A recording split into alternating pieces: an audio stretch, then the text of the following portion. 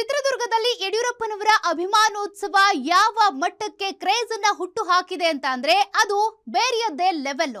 ಈ ಸಮಾವೇಶಕ್ಕೆ ಅಮಿತ್ ಶಾ ಕೂಡ ಬರ್ತಿದ್ದಾರೆ. ಒಬ್ರಲ್ಲ ಇಬ್ರಲ್ಲ, ವಿವಿಧ ಸಮುದಾಯಕ್ಕೆ ಸೇರಿದ ನೂರಾರು ಮಠಾಧೀಶರು ಬರ್ತಿದ್ದಾರೆ. Very interesting. ಅದಕ್ಕಿಂತ ಇಂಟ್ರೆಸ್ಟಿಂಗ್ ಅಂದ್ರೆ ಅವರ ಅಂಬಾಸಿಡರ್ ಕಾರಿನ ಕತೆ. ಇದೆಲ್ಲವನ್ನ ಇವತ್ತಿನ ಯಡಿಯೂರಪ್ಪ ಹಬ್ಬ ಗ್ಯಾರಂಟಿ ಸ್ಪೆಷಲ್ ನಲ್ಲಿ ನೋಡೋಣ.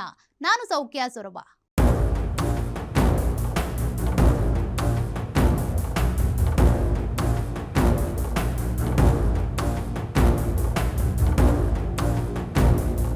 ಇದು ಅಭಿಮಾನಿಗಳಿಗೆ ಅಭಿಮಾನೋತ್ಸವ, ಬಿಜೆಪಿಗೆ ಬೂಸ್ಟ್.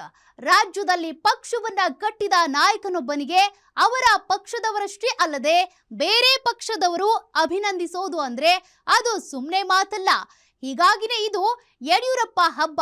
ಈ ಹಬ್ಬಕ್ಕೆ ದಸರಾ ಸ್ಪೆಷಲ್ ರೀತಿಯಲ್ಲಿ ಪುರ ಪ್ರವೇಶ ಕೂಡ ಮಾಡಿದ್ದಾರೆ. CKR 45 ಈ ಕಾರಿಗೆ ರಾಜ ಹುಲಿಯೇ ಅಂಬಾಸಿಡರ್.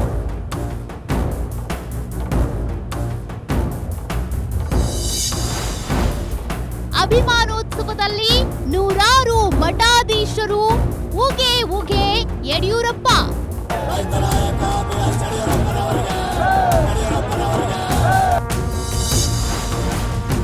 ದಸರಾ ಮಾದರಿ ಪುರ ಪ್ರವೇಶ, ಉತ್ಸಾಹದ ಜಯಘೋಷ.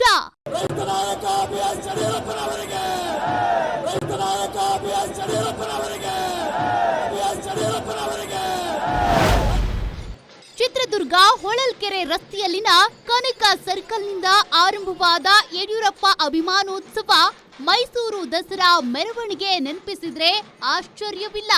ಸಾವಿರಾರು ಬಿಜೆಪಿ ಕಾರ್ಯಕರ್ತರು, ವಿವಿಧ ಕಲಾ ತಂಡಗಳ ಮೆರವಣಿಗೆ, ನೃತ್ಯದೊಂದಿಗೆ ಯಡಿಯೂರಪ್ಪ ಅವರನ್ನ ಕರೆದುಕೊಂಡು ಬರಲಾಯಿತು.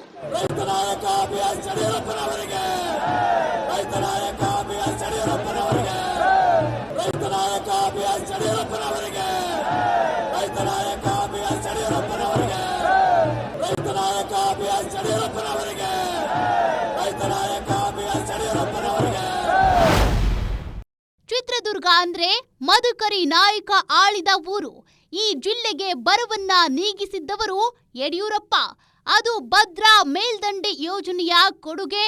ಸಂಗೊಳ್ಳಿ ರಾಯಣ್ಣ, ಮಹಾತ್ಮ ಗಾಂಧೀಜಿ, ಸಂವಿಧಾನ ಪುರುಷ ಡಾಕ್ಟರ್ BR ಅಂಬೇಡ್ಕರ್ ಪ್ರತಿಮೆಗೆ ಮಾಲಾರ್ಪಣೆ ಮಾಡಿಯೇ ವೇದಿಕೆಯತ್ತ ಬಂದ್ರು ಯಡಿಯೂರಪ್ಪ.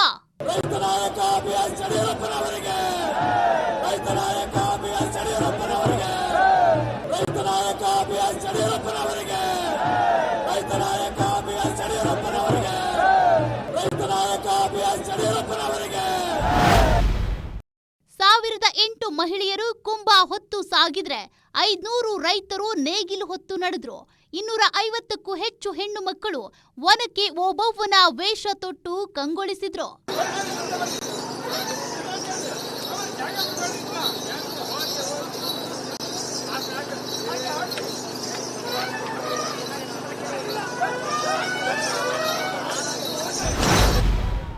ಅದಾದ ನಂತರ ನಡೆದಿದ್ದೇ ಪುರ ಪ್ರವೇಶ. ದಸರೆಯ ಪುರ ಪ್ರವೇಶ ನೆನಪಿಸಿದ ಪುರ ಪ್ರವೇಶವದು.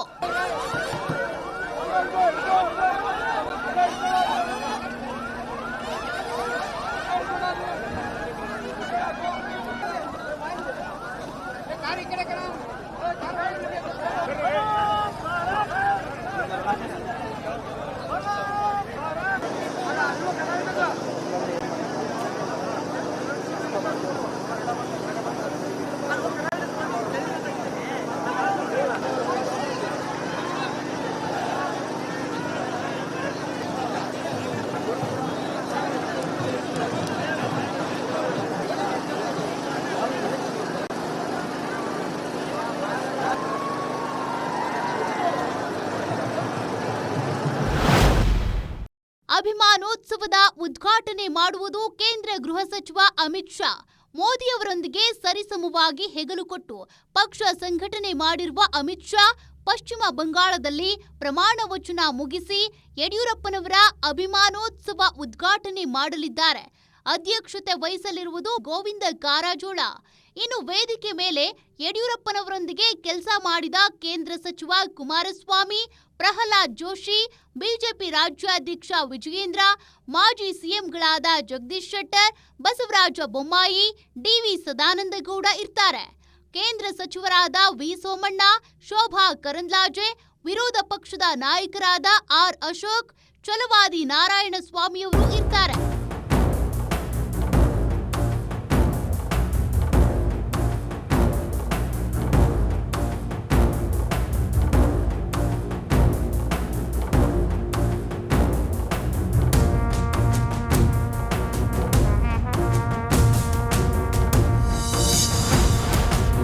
ಯಡಿಯೂರಪ್ಪ ಅಭಿಮಾನೋತ್ಸವದಲ್ಲಿ ದಾಸೋಹ. 5 ಲಕ್ಷ ಜನರಿಗೆ ನಿರಂತರವಾಗಿರುವಂಥ ಆಹಾರದ ವ್ಯವಸ್ಥೆಯನ್ನು ಆರಂಭದಲ್ಲೇ ಮಾಡಿಕೊಳ್ಳಲಾಗಿದೆ.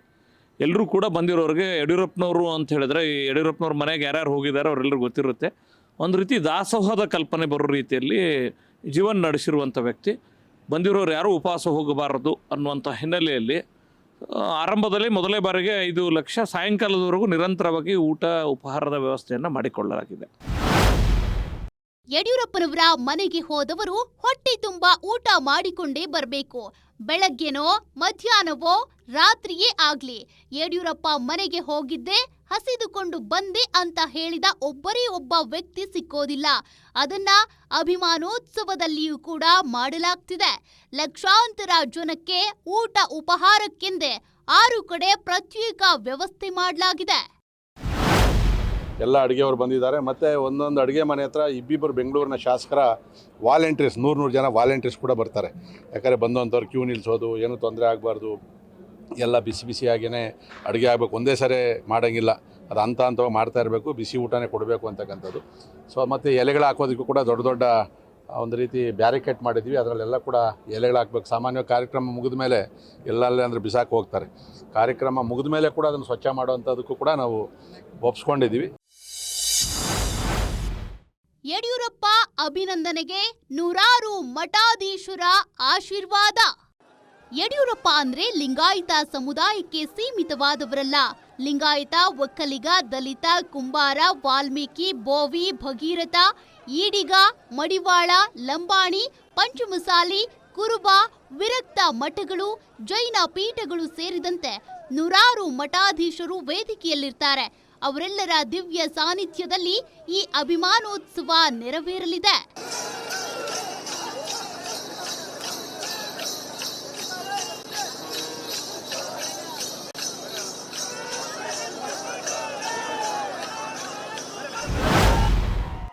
ಕಾರ್ಯಕ್ರಮದ ಸಂಘಟನೆಯೇನೋ ಅದ್ಭುತವಾಗಿದೆ. ಈ ಸಂಘಟನೆಯಲ್ಲಿ ಭಾಗವಹಿಸ್ತಾ ಇರೋದೇ ಹಲವು ಕಾರ್ಯಕರ್ತರಿಗೆ ಹೆಮ್ಮೆ. ಭಾರತೀಯ ಜನತಾ ಪಕ್ಷದಲ್ಲಿ ನಾವು ಇದ್ದೀವಿ ಅಂತ ಹೇಳ್ಕೊಳ್ಳೋದಕ್ಕೆ ನನಗೆ ಹೆಮ್ಮೆ ಆಗ್ತಾ ಇದೆ. ಕಾರಣಗಳು ಸಾವಿರಾರಿದೆ. ಈ ಕರ್ನಾಟಕ ರಾಜ್ಯ ಕಂಡ ಅಪರೂಪದ ರೈತ ನಾಯಕ BS ಯಡಿಯೂರಪ್ಪನವರು. ಅವರು ಶಿಕಾರಿಪುರದಲ್ಲಿ ಒಂದು ಸಣ್ಣ ಹೋರಾಟದಿಂದ ಆರಂಭ ಮಾಡಿ ಇಡೀ ಕರ್ನಾಟಕದ ಚಿತ್ರಣವನ್ನೇ ಬದಲಾವಣೆ ಮಾಡಿರ್ತಕ್ಕಂಥ ಧೀಮಂತ ನಾಯಕ. ಅವರ ಅಭಿಮಾನೋತ್ಸವ ಇವತ್ತು ಚಿತ್ರದುರ್ಗದಲ್ಲಿ ನಡೀತಾ ಇದೆ.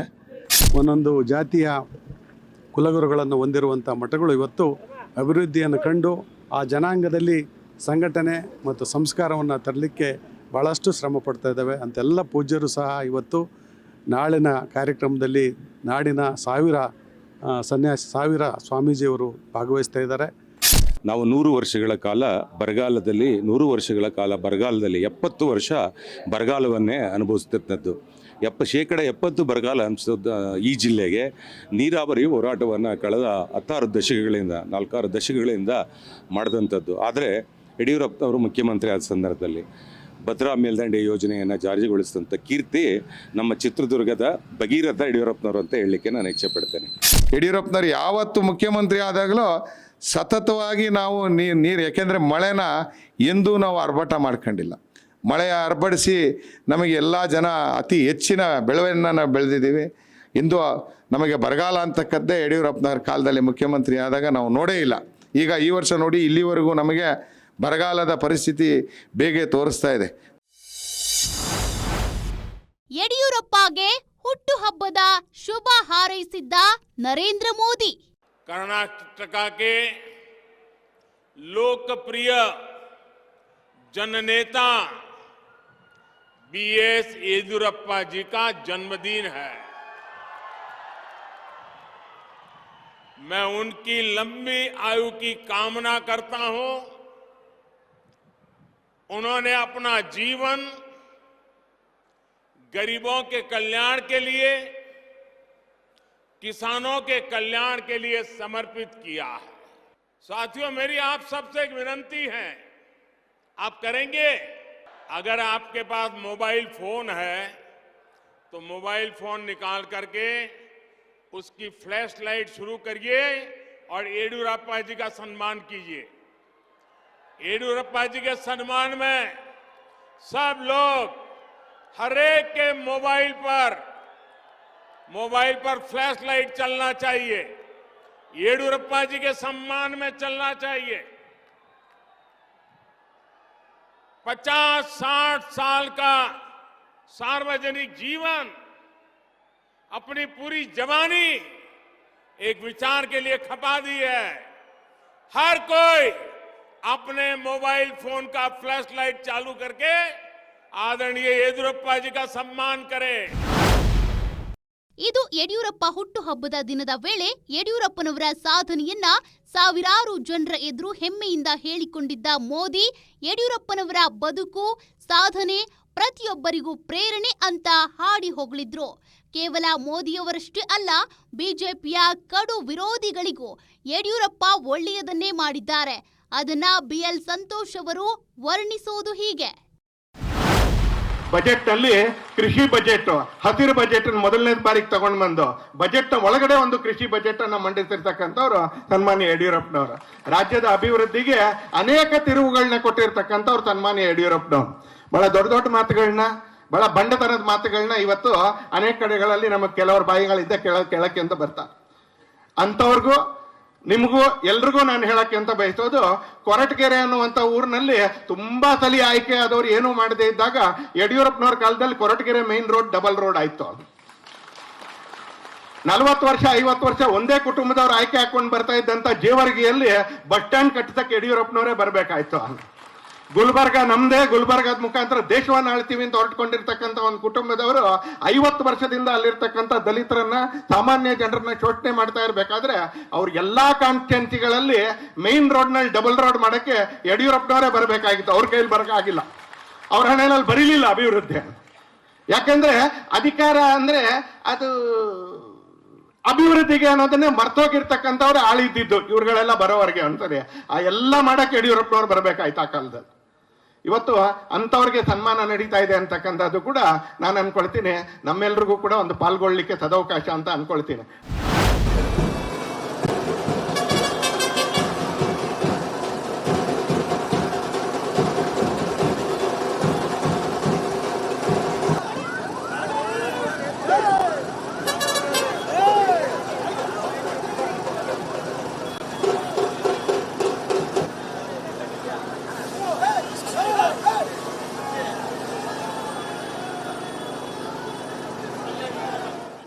ಸೈಕಲ್ ಹತ್ತು ಪಕ್ಷ ಕಟ್ಟು, ಲೂನಾ ಹತ್ತು ಪಕ್ಷ ಕಟ್ಟು, ಕಾರು ಹತ್ತು ಪಕ್ಷ ಕಟ್ಟು. ಇದು ಯಡಿಯೂರಪ್ಪ ಪಾಲಿಸಿ. ಯಡಿಯೂರಪ್ಪನವರು ಸಾಲ ಸೂಲ ಮಾಡಿ ಒಂದು ಕಾರು ಖರೀದಿ ಮಾಡಿ ಆ ಕಾರಿನಲ್ಲಿ ಇಡೀ ರಾಜ್ಯವನ್ನ ಸುತ್ತಿರೋದು ಸುಮ್ಮನೆ ಅಲ್ಲ. ಅದಕ್ಕೂ ಮೊದಲು ರೈಲಿನಲ್ಲಿ, ಬಸ್ಸಿನಲ್ಲಿ ಓಡಾಡಿ ಕಾಲ್ನಡಿಗೆಯಲ್ಲಿ ಸಂಘಟನೆ ಮಾಡಿದಂತೆ. ಕಾರು ಬಂದ ಮೇಲೆ ಯಡಿಯೂರಪ್ಪ ಮತ್ತು ಅವರ ಕಾರ್ ನಂಬರ್ 2 ಫೇಮಸ್ ಆಗ್ಬಿಟ್ವು.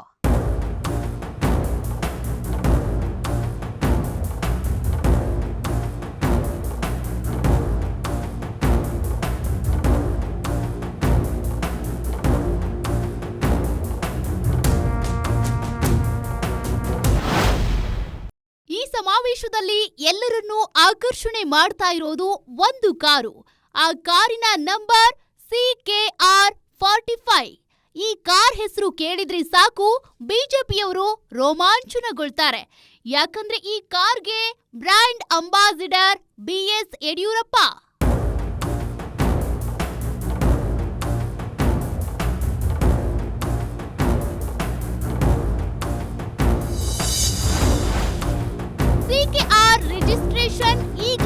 ಲಭ್ಯವಿಲ್ಲ. ಹೌದು, ಇದು 1980ರ ದಶಕದಲ್ಲಿ ಬಳಕೆ ಮಾಡ್ತಾ ಇದ್ದ ರಿಜಿಸ್ಟ್ರೇಷನ್ ನಂಬರ್. ಆಗೆಲ್ಲ ಕಾರುಗಳಿಗೆ MY, ME ಅಥವಾ CKR ಅಕ್ಷರಗಳಿಂದ ರಿಜಿಸ್ಟರ್ ಆಗ್ತಾ ಇತ್ತು. ಅಂದ್ರೆ ಮೈಸೂರು ರಾಜ್ಯದ ನಂಬರ್ಗಳಿಗೆ ಕೊಡ್ತಾ ಇದ್ದಂತ ನಂಬರ್ ಇದು. ಇಲ್ಲಿ ಬರುವಂತ C ಅಕ್ಷರ ಇದೆಯಲ್ಲ, ಅದು ಯಾವ RTO ಕಚೇರಿಯದ್ದು ಅನ್ನೋದನ್ನ ಸೂಚಿಸ್ತಾ ಇತ್ತು. ಈ CKR ಅನ್ನೋದು ಆಗಿನ ಕಾಲದಲ್ಲಿ ಬೆಂಗಳೂರು ಸೆಂಟ್ರಲ್ ಅನ್ನೋದನ್ನ ಸೂಚಿಸ್ತಾ ಇತ್ತು. ಈ ಕಾರು ಬೆಂಗಳೂರು ಸೆಂಟ್ರಲ್ RTO ಕಚೇರಿಯಲ್ಲಿ ರಿಜಿಸ್ಟರ್ ಆಗಿದ್ದ ನಂಬರ್.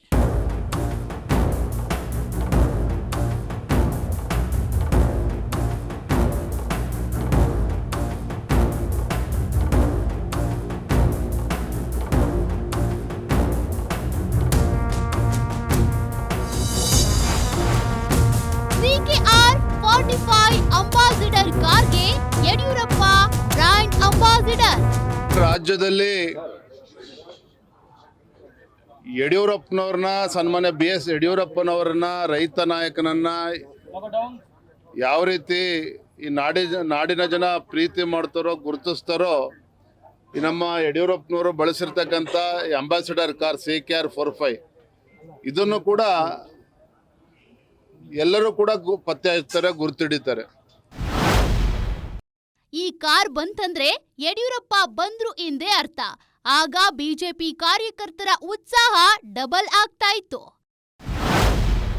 ಭಾರತೀಯ ಜನತಾ ಪಾರ್ಟಿ ಕೇವಲ ನಗರಕ್ಕೆ ಸೀಮಿತ ಆಗಿರ್ತಕ್ಕಂಥ ಭಾರತೀಯ ಜನತಾ ಪಾರ್ಟಿಯನ್ನ, BJPಯನ್ನ ಹಳ್ಳಿಗೆ ತೆಗೆದುಕೊಂಡೋಗಿ ಪಕ್ಷದ ಸಂಘಟನೆಯನ್ನ ಬಲಪಡಿಸ್ತಕ್ಕಂಥ ನಿಟ್ಟಿನಲ್ಲಿ ರೈತ ನಾಯಕರು, ಹೋರಾಟಗಾರರಾಗಿರುವಂಥ BS ಯಡಿಯೂರಪ್ಪನವರ ಪಾತ್ರ ಎಷ್ಟಿದೆಯೋ ಈ ಅಂಬಾಸಿಡರ್ ಕಾರ್ CKR 45 ಪಾತ್ರವೂ ಕೂಡ ಅಷ್ಟೇ ಇರುವಂಥದ್ದು. ಈ ಕಾರನ್ನ ಯಡಿಯೂರಪ್ಪ ಈಗ್ಲೂ ತಮ್ಮ ಬಳಿ ಇಟ್ಕೊಂಡಿದ್ದಾರೆ.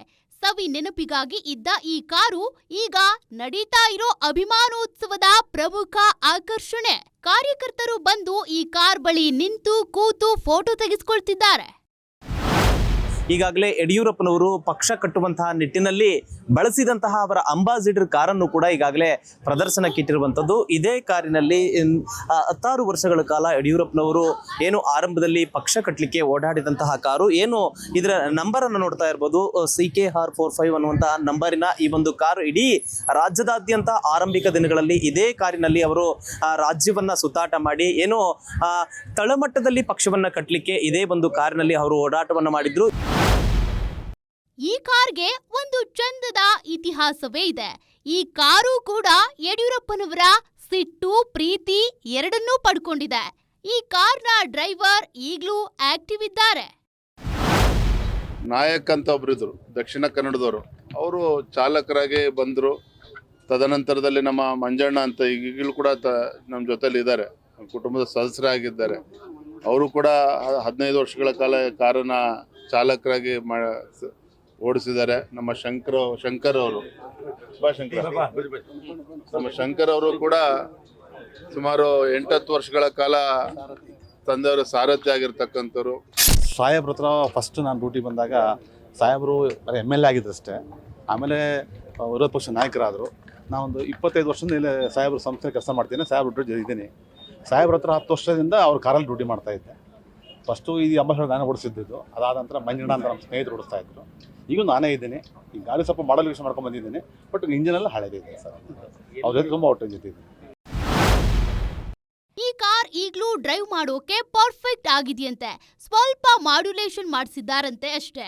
ಇದು ಯಡಿಯೂರಪ್ಪನವರ ಜೊತೆ 25 ವರ್ಷಗಳಿಂದಾನೂ ಜೊತೆಯಲ್ಲಿಯೇ ಇರುವಂತ ಯಡಿಯೂರಪ್ಪನವರ ಕುಟುಂಬದ ಭಾಗವೇ ಆಗಿ ಹೋಗಿರುವ ಶಂಕರ್ ಅವರು ಹೇಳೋ ಮಾತು.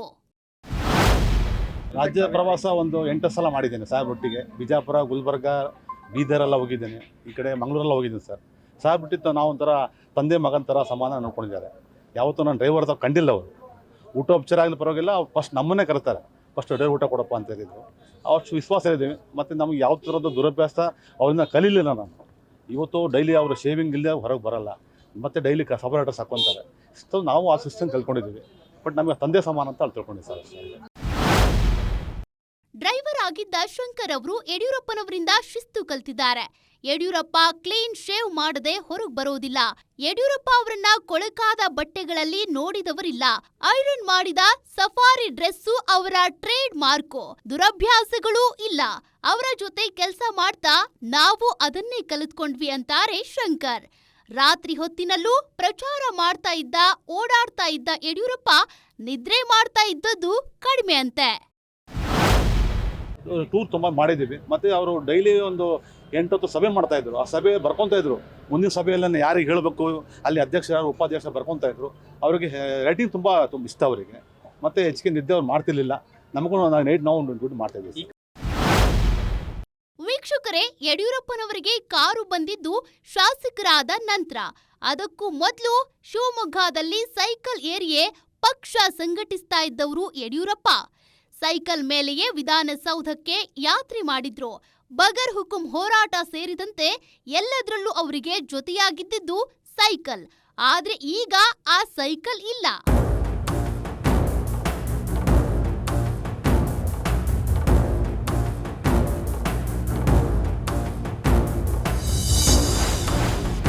ಕಾರಿಗೂ ಮೊದಲು ಲೂನಾದಲ್ಲಿ ಓಡಾಟ. ಸೈಕಲ್ ಹೋದ್ಮೇಲೆ ಯಡಿಯೂರಪ್ಪನವರು ಒಂದು ಲೂನಾ ತಗೊಳ್ತಾರೆ. ಶಿವಮೊಗ್ಗದಲ್ಲಿ ಯಡಿಯೂರಪ್ಪನವರ ಜೊತೆಗಿದ್ದವರಲ್ಲಿ DH ಶಂಕರಮೂರ್ತಿ, ಈಶ್ವರಪ್ಪನವರು ಇದ್ರು. ಆದ್ರೆ ಒಂದೇ ಲೂನಾ. ಆ ಲೂನಾದಲ್ಲಿಯೇ ತ್ರಿಬಲ್ ರೈಡಿಂಗ್ ಕರೆದುಕೊಂಡು ಹೋಗ್ತಿದ್ರಂತೆ ಯಡಿಯೂರಪ್ಪ. ಹೀಗೆ ಸೈಕಲ್, ಲೂನಾ ಜರ್ನಿ ಮುಗಿದ ಮೇಲೆ ಬಂದಿದ್ದೇ ಈ ಕಾರು. CKR 45 ambassador car. ಆ ಕಾರಿನ ಬೆಲೆ ಆಗಿನ ಕಾಲಕ್ಕೆ ಸುಮಾರು 80,000 ರಿಂದ 90,000 ರೂಪಾಯಿ ಇತ್ತು. ಆ ಕಾರನ್ನ ಖರೀದಿಸಲು ಹಣ ಹೊಂದಿಸೋದಕ್ಕೆ ಬಹಳ ಕಷ್ಟಪಟ್ಟಿದ್ರಂತೆ ಯಡಿಯೂರಪ್ಪ. ಲೋನ್ ಮೇಲೆ ಕಾರು ಖರೀದಿ ಮಾಡಿದ್ರಂತೆ. ಈ ಕಾರ್ ಒಂದೇ ಒಂದು ಸಲ ಆಕ್ಸಿಡೆಂಟ್ ಆಗಿತ್ತು. ಯಡಿಯೂರಪ್ಪ ಸೇಫ್ ಆಗಿಯೇ ಇದ್ರು. ನನಗೆ ಇವತ್ತು ಕೂಡ ನೆನಪಿದೆ. ಒಂದ್ಸಲ ಸನ್ಮಾನ್ಯ ಯಡಿಯೂರಪ್ಪನವರು ಮುಂಜಾನೆ ಬೆಳಗ್ಗೆ 5 ಗಂಟೆಗೆ ಶಿವಮೊಗ್ಗದಿಂದ ಬೆಂಗಳೂರು ಹೊರಟಿದ್ರು. ನಾಯಕ್ ಅಂತ ಏನಿದ್ರು ಚಾಲಕರು ಅವರೇ ಇದ್ರು, ಸಾರಥಿ. ಯಡಿಯೂರಪ್ಪ ಒಬ್ಬರೇ ಇದ್ರು ಹಿಂಗಡೆ. ಬೆಳಗ್ಗೆ 6-6:30 ಪತ್ರಿಕೆ ಓದ್ತಾ ಇದ್ರು. ಆ ಟೈಮಲ್ಲಿ ಈ ಕಾರು ಟಾಪಲ್ ಆಗಿತ್ತು. ಆದರೆ ಯಾರಿಗೂ ಏನು ತೊಂದರೆ ಆಗಿರಲಿಲ್ಲ. ಅದೊಂದು ಘಟನೆ ಬಿಟ್ಟರೆ ಮತ್ತೆ ಯಾವತ್ತೂ ಕೂಡ ತಂದೆಯವ್ರಿಗೆ ತೊಂದರೆನೂ ಆಗಿರಲಿಲ್ಲ. ಆ ರೀತಿ ಭಾಳ ಸುರಕ್ಷಿತವಾಗಿ ತಂದೆಯವ್ರನ್ನ ಇಡೀ ರಾಜ್ಯಾದ್ಯಂತ ಬಳಕೆ ಮಾಡಿರ್ತಕ್ಕಂಥ ಕಾರು. ರಾಜ್ಯದ ಜನ ಯಡಿಯೂರಪ್ಪನ ಎಷ್ಟು ಪ್ರೀತಿ ಮಾಡುತ್ತಾರೋ ನಮ್ಮ CKR 45 ಕೂಡ ಅಷ್ಟೇ ಪ್ರೀತಿಯನ್ನು ಮಾಡುವಂಥದ್ದು. ಹೀಗೆ ಪಕ್ಷ ಕಟ್ಟಿದ ಯಡಿಯೂರಪ್ಪ ಈಗ 50ನೇ ರಾಜಕೀಯ ವರ್ಷದ ಸಾರ್ಥಕತೆಯನ್ನ ಚಿತ್ರದುರ್ಗದಲ್ಲಿ ಸಂಭ್ರಮಿಸುತ್ತಿದ್ದಾರೆ. ನೂರಾರು ಮಠಾಧೀಶರು, 10 ರಾಜಕೀಯ ನಾಯಕರು, ಲಕ್ಷಾಂತರ ಅಭಿಮಾನಿಗಳ ಜಯಘೋಷ ಮೊಳಗ್ತಾ ಇದೆ.